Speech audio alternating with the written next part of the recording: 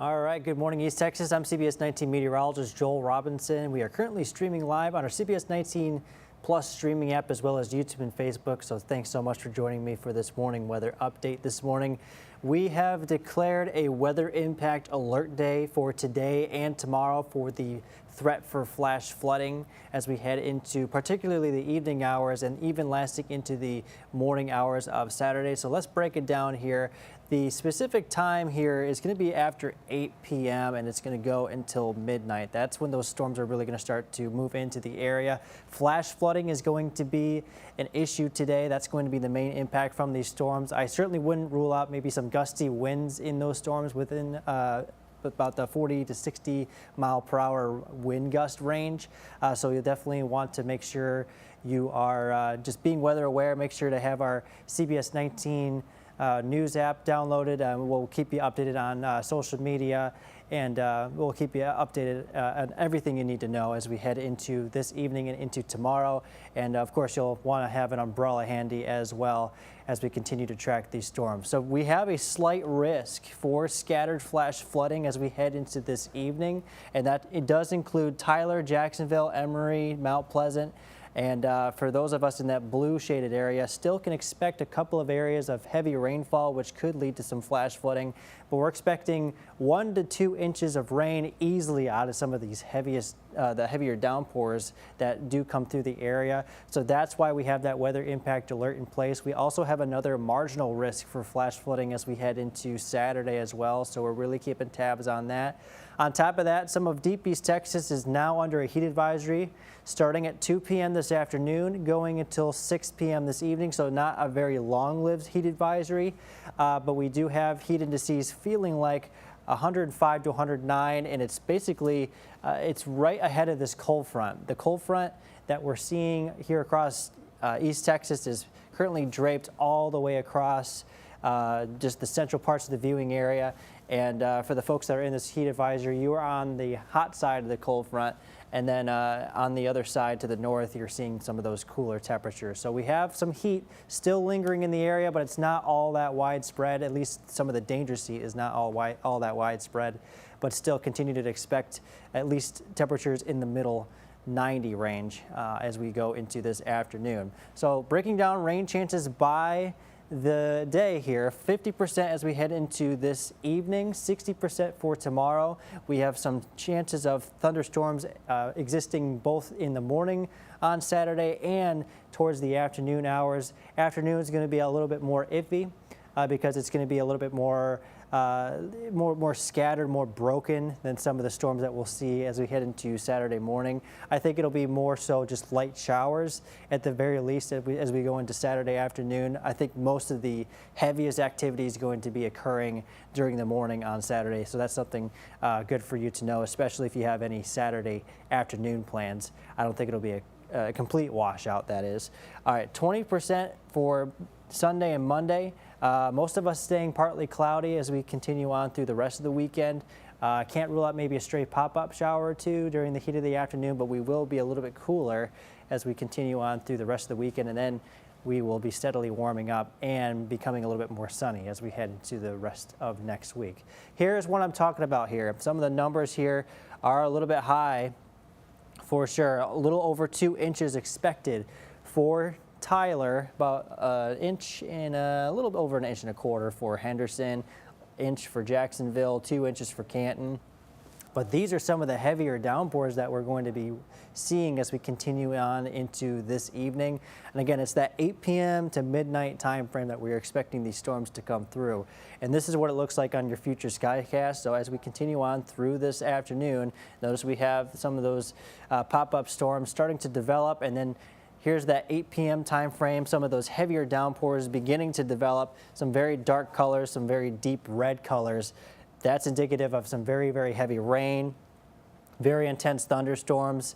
and then it starts to wind down and turn into more of a showery type mode as we continue on through the overnight. It will be pretty dry for the most part, maybe a couple clouds overhead, but just a couple of isolated pop-up showers for the rest of the night. And then as we wear on into the later morning hours and into the lunchtime hours, we'll start to see a little bit more in the way of rain, just looking at a couple of showers, maybe a clap of thunder or two during the noon and lunchtime hours. And then we continue on through Saturday. We'll have some residual showers and thunderstorms coming through, but it's not going to be all that heavy, but it will be, enough to get some folks wet out there for sure. It'll be widespread, but it won't be, we won't be expecting too much out of the way of torrential rainfall. But anyway, as that continues to wear off into Sunday morning, we'll start Sunday morning nice and cool, actually, in the upper 60s perhaps, maybe low 70s. And then we'll be up into the upper 80s to low 90s by Sunday afternoon. So Sunday looks to be in pretty good shape, and so does Monday. And then we continue to climb in those temperatures from there, and we'll creep towards around average or maybe even a little bit above that. And so we're going to continue to track that as we continue on through this next week. So like I said, tonight we're dealing with a few storms coming through the area. We got lows tomorrow morning in the low to mid 70s, so starting out pretty comfortable, just a little bit on the wet side. Just remember to have an umbrella with you if you're heading out and you have any Saturday morning plans. As mentioned before, flash flooding is going to be an issue as we head into this evening and into possibly the overnight with some of these storms, but I think the main risk for flash flooding is going to be for tonight, at least the highest risk. Can't rule it out for Saturday as well. That's why we have a weather impact alert for the second half of today and all of Saturday, because we'll have some additional rain chances all the way through Saturday, and we'll be down to 88 degrees with a 60% chance of thunderstorms. And then we're up to 90 as we head into Sunday with a 20% chance of rain. Most of us saying pretty cool and pretty dry, I should say, across the area, and partly cloudy. We're up to 92 by Monday. Again, can't rule out maybe a couple of pop-up showers or two, but otherwise most of us staying dry. 93 for Tuesday, 96 for Wednesday, and up to 97 for Thursday. So again, we're creeping to around or above average for this time of year as we continue on through next week. I'm going to hop on Facebook real quick to see if you have any questions. If you have any questions for me, I'd be happy to answer. Don't hesitate to say something in the comments here. Let's grab it here. Okay, I'm not seeing anything so far, but I have the Facebook stream up. If you have any questions, we'll go over some things one more time so you can kind of have an idea of what's being tracked here. Again, we're talking about flash flooding here today. And it's going to be for mainly north of I-20. That's where some of the heavier rain is going to be. And then as we continue on through the early hours of tonight, then it'll start to transition into more light showers. So again, 8 p.m. to 12 a.m., that's kind of the time frame there. Flash flooding, our number one risk.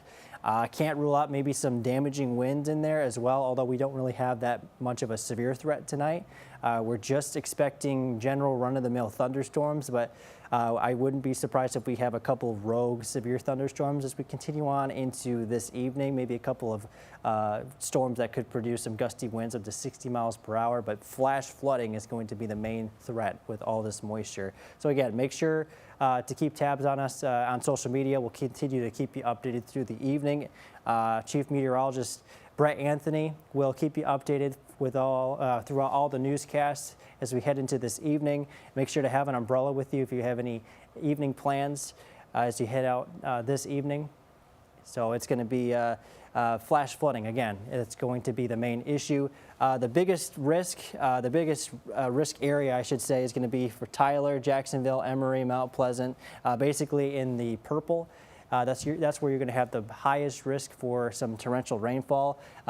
Folks in the blue, definitely not ruled out that you'll have any torrential rainfall, but it'll certainly be to a lesser extent than folks in the purple. So that's, again, what we're tracking.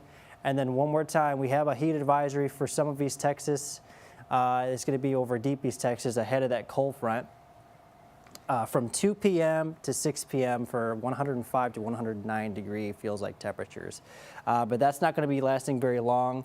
As soon as we head into tomorrow, we'll go ahead and go look at the 7-day forecast here real quick. As soon as we head into tomorrow, we're going to be down to 88 degrees for a lot of the area, upper 80s to low 90s. So the heat's not really going to be an issue as much as the rain that we're going to be seeing. So it's not going to be very long-lived as we head into the rest of today. One more time, we're looking at rainfall potential here.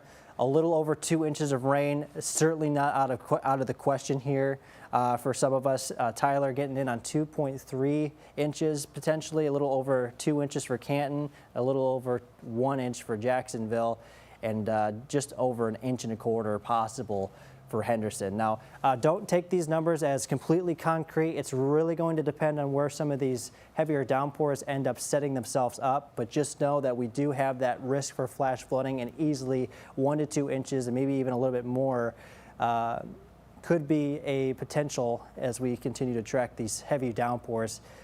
So just keep that in mind. Make sure you are staying weather aware as you continue on with the rest of your day, and we'll have, of course, the latest updates for you. Checking for questions. I'm not seeing anything, and if we end up ending this live stream and you have some questions you might want to ask, I will be sure to go back and answer those for you. But we're going to go ahead and sign off for now. We're going to have some updated information for you on the noon show, so I hope to see you there.